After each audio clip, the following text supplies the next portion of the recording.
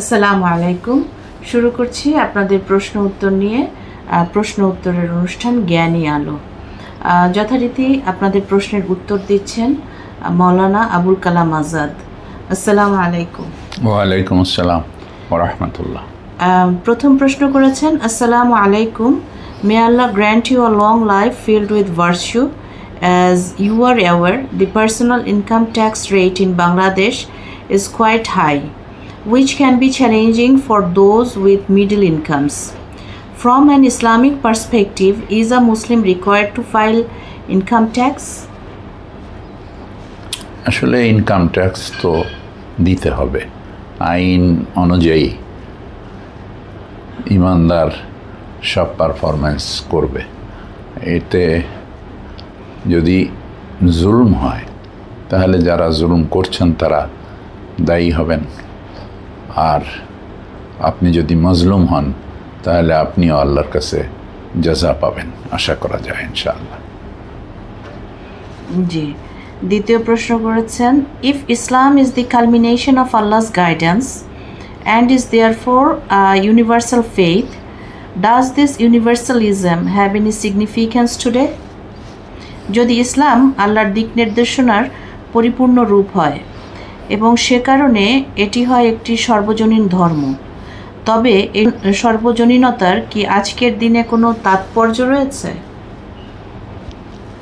আসলে আপনি কি বোঝাতে চাচ্ছেন সে বিষয়টি আমার কাছে অত পরিষ্কার না। তো ইজম বলা হয় মতবাদকে, তো মতবাদ তো ফেইথ না, মতবাদ তো ফেইথ হতে পারে না। মতবাদ হচ্ছে মানব রচিত, আর ঈমান বা ফেইথ হচ্ছে আল্লাহ প্রদত্ত। এই জন্য আমাদেরকে রাসূলুল্লাহ সাল্লাল্লাহু আলাইহি ওয়াসাল্লাম যেভাবে বিশ্বাস করেছেন আল্লাহকে, সেইভাবে বিশ্বাস করতে হবে, এবং তিনি যেভাবে পারফর্ম করেছেন আমাদেরকে সেভাবে পারফর্ম করতে হবে। উনি বলতে চাচ্ছেন যে ইসলামের এখনো কি কোনো তাৎপর্য আছে কিনা? তখন তো ইসলাম হয়েছিল রসুলের যুগে, তো এই যুগেও এসে ইসলামের তাৎপর্য আছে কিনা সেটা উনি জানতে চাচ্ছেন। আমার তো জানা নাই যে কেন তাৎপর্য থাকবে না ইসলামের। ইসলাম হচ্ছে ইউনিভার্সাল জিনিস, আর ইসলাম শুরু হয়েছিল আল্লাহ রসুলের মাধ্যমে, আর রাসূলুল্লাহ সাল্লাল্লাহু আলাইহি ওয়াসাল্লামকে আল্লাহ ঘোষণা করেছেন যে তিনি আমাদের আদর্শ। লাকাদ কানা লাকুম ফি রাসূলিল্লাহি উসওয়াতুন হাসানা, তোমাদের জন্য উত্তম আদর্শ রয়েছে রাসূলুল্লাহ সাল্লাল্লাহু আলাইহি ওয়াসাল্লামের জীবনে। তো এটা একদম কিয়ামত পর্যন্ত থাকবে, এর ব্যাপারে কোনো রকমের বিকৃতির কোনো প্রশ্ন নেই। এবং আমাদেরকে দুনিয়াতে যত সভ্যতার বিকাশ হোক, সেই সভ্যতার বিকাশের সঙ্গে ইসলামের কোনো বিরোধ নাই, যদি তা ইসলামের বিরুদ্ধে না যায়। ইসলামের শাশ্বত বিধান, এই বিধান কখনো পরিবর্তন হবে না ইনশাআল্লাহ।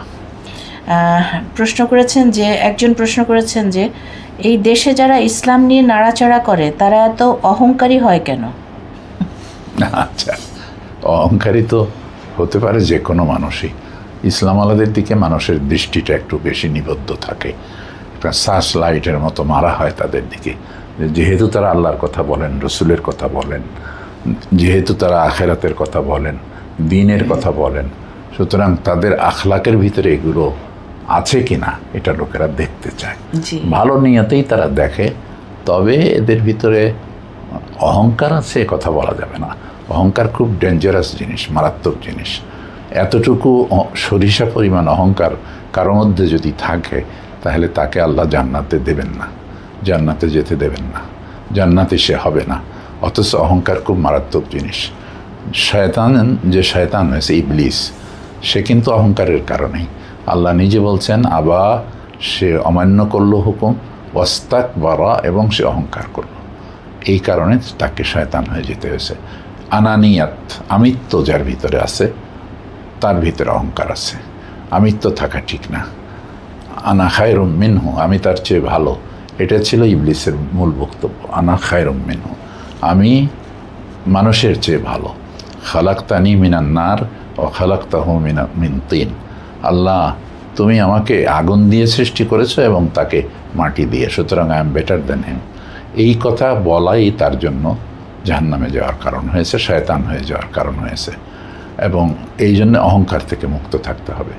হ্যাঁ, আল্লাহ যে সমস্ত বান্দাকে মাফ করবেন এবং জান্নাতে দেবেন, তাদের ভিতরে কারো মধ্যে যদি এতটুকু অহংকারও থাকে, সেটা আল্লাহ তাআলা বের করে দেবেন তার জান্নাতের ভিতরে ঢোকার আগে, ইনশাআল্লাহ আজিজ। আল্লাহ আমাদেরকে তাদের মধ্যে শামিল করুন, আল্লাহ আমাদেরকে তাদের মধ্যে শামিল করুন। আল্লাহুম্মা আমিন। একজন জিজ্ঞেস করেছেন যে are those who have believed in prophets who came before prophet Muhammad সাল্লাল্লাহু আলাইহি সাল্লাম Muslims in the general sense? বলেছেন যে are those who have believed in prophets who came before prophet Muhammad সাল্লাল্লাহু আলাইহি সাল্লাম Muslims in the general sense? তারা কি? তারাও মুসলিম, তারাও মুসলিম। মুসলিম মানে আত্মসমর্পণকারী। ইসলাম মানে আত্মসমর্পণ। ইসলাম সালাম থেকে যদি আসে তাহলে তার মানে হয় শান্তি। আর ইসলামের অর্থ হচ্ছে আত্মসমর্পণ, আল্লাহর কাছে নিজের সমস্ত সত্তাকে সমর্পণ করে দিয়ে যে শান্তি পাওয়া যায় তাকে ইসলাম বলে। এবং ইসলাম ইটসেলফ একটা শান্তির জিনিস, এবং আত্মসমর্পণ করে এই শান্তি পাওয়া যেতে পারে, দুনিয়াও পাওয়া যেতে পারে, আখিরাতেও পাওয়া যেতে পারে। মানে আল্লাহর কাছে নিজেকে সঁপে দেওয়া, নিঃশর্তভাবে সঁপে দেওয়া, আনকন্ডিশনালি আল্লাহর আনুগত্য করা, এরই নাম হচ্ছে ইসলাম। এবং এই ইসলাম দুনিয়াতে তখন শান্তি দিয়েছে মুহাম্মদ সাল্লাল্লাহু আলাইহি সাল্লামের সময়, তারপরও, এবং তার আগে যারা নবী ছিলেন তারাও মুসলিম ছিলেন, এবং তাদের কথাও কোরআন মাজিদে আছে, তারাও মুসলিম ছিলেন। আর মিল্লাতা আবিকুম ইব্রাহিম হুয়া সাম্মাকুমুল মুসলিমিন, কোরআন মাজিদে এক আয়াত আছে যে তোমাদের জাতির পিতা হচ্ছে ইব্রাহিম আলাইহিস সালাতু ওয়াস সালাম, তিনি তোমাদের নামকরণ করেছেন মুসলিম।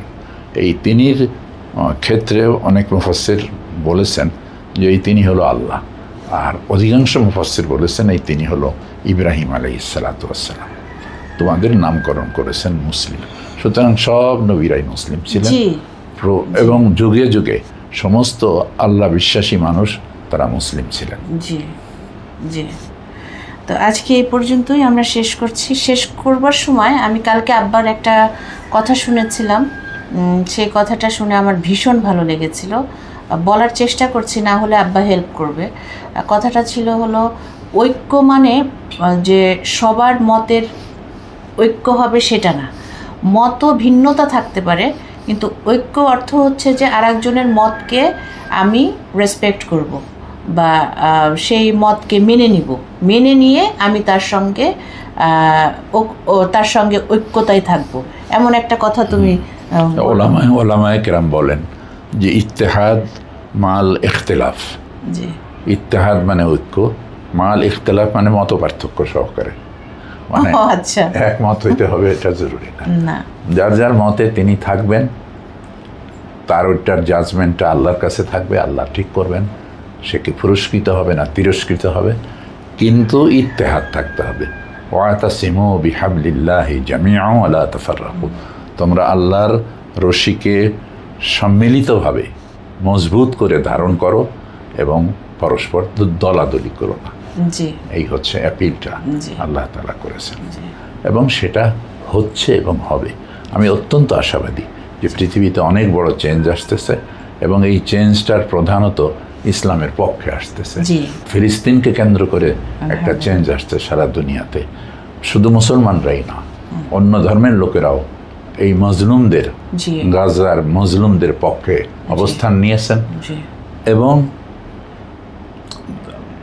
মুসলমানরা তো আছেই, তবে মুসলমানদের ভিতরে ইলমের অভাব ঘটেছে, আর ইলমের অভাব যদি হয় তাহলে ঈমান দুর্বল হয়ে যায়। তো সেটা আল্লাহ তাআলা কাটিয়ে দিচ্ছেন। প্রথমে তো ইলমের দরকার, আমাদেরকে অবশ্যই মৌলিক জ্ঞান হাসিল করতে হবে, তা পড়াশোনা করেই হোক, শুনেই হোক। তার ভিত্তিতে ঈমান তৈরি হবে, আর ঈমান যত মজবুত হবে আমল তত সুন্দর হবে। সুন্দর হবে। জি, ওই সময় ইমাম হানাফি বা বুখারী ওনার আবু হানিফা জি, আবু হানিফা, ইমাম আবু হানিফা, বুখারী, ওনাদের কিন্তু এক একজনের এক একটা ডিসিশন ছিল। জি, স্কুল অফ থট। জি, স্কুল অফ থট ছিল, কিন্তু একজন আর একজনকে কখনো ডিনাই করে নাই, বরং রেসপেক্ট করেছে। অনেক দৃষ্টান্ত আছে। জি, কোনোদিন সময় হলে ইনশাআল্লাহ বলব। জি, ইনশাআল্লাহ। তো আপনারা প্রশ্ন পাঠাবেন এবং আমাদের স্ক্রিনে দেখা নাম্বারে প্রশ্ন পাঠাবেন, আর চ্যানেলটা সাবস্ক্রাইব করে রাখবেন যেন আমাদের কোনো অনুষ্ঠান হলেই আপনারা জেনে যেতে পারেন। আজকের মতো এখানেই শেষ করছি। ভালো থাকবেন, সুস্থ থাকবেন। আসসালামু আলাইকুম।